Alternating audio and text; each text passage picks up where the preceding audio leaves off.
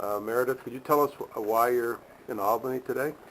I'm in Albany as a part of the Committee to Stop FBI Repression's work nationally to try to raise attention to the fact that leaders in the anti-war movement and the international solidarity movement are being targeted by the FBI and a secret grand jury in an effort to try to get members of the anti-war movement to testify against each other about our political beliefs, and in an effort to try to get to prove this completely ridiculous charge of material support for terrorism. We're here to try to build awareness about how dangerous this material support for terrorism statute is, and about how dangerous it is that members of the activist community are being subpoenaed to go and testify at the secret grand jury about each other and about the movements in places like Colombia and in Palestine.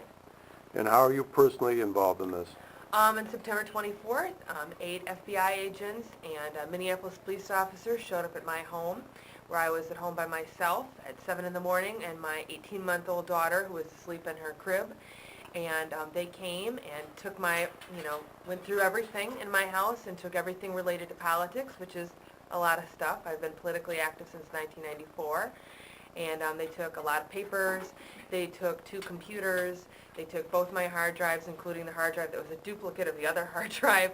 And they took my phone in an effort to try to prove this case. They also said that they were going to tap my phone, which I assume they've tapped for a while, and they were going to read all of my email addresses on every email address that I've ever used. And they also subpoenaed me to speak before a secret grand jury on October 5th. Also on September 24th, and I refused to testify on October 5th. So what were the consequences of that refusal so far? So far, none for me. There are 3 people who were a part of the original 14 who were subpoenaed. 5 more people have been subpoenaed to testify at the secret grand jury in the past 2 weeks. Their dates, however, for their first appearance aren't until January 25th.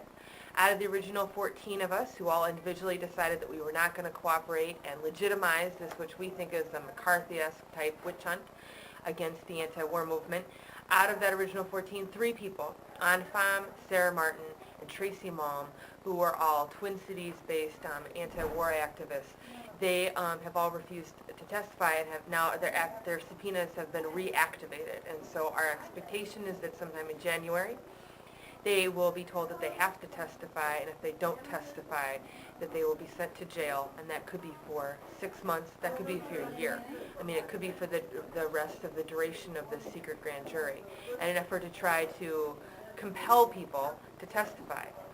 What are your rights in a grand jury situation like that? I mean, can you refuse to name names and that sort of thing, or is that a... If you refuse to cooperate, you can be sent to jail. I mean, the idea is that if they impose immunity upon you, what they're doing is they're saying, we won't use anything that you say against you in court. But the weird thing is the way that these immunity deals are written, that doesn't mean that if you testify against me in court, at the grand jury, that I'm still immune from prosecution. Does that make sense? So it's still an opportunity to try to get people to testify against each other, but you don't have the right, the way that these secret grand juries are set up, you don't have the right to refuse to testify, and if you do, they can send you to jail. You cannot plead the Fifth in these things? No, because what they do is they impose immunity, and then what you can plead the Fifth, but then they can say, okay, well, we'll impose immunity. Nothing that you say we will use against you. We'll just use everything that you say against other people. But at the same time, what other people say can also be used against you. Does that make sense? It's not saying that you're in the free and clear. It just says that they're trying to get you to send other people to prison, but they could still use other people's words to try to send you to prison.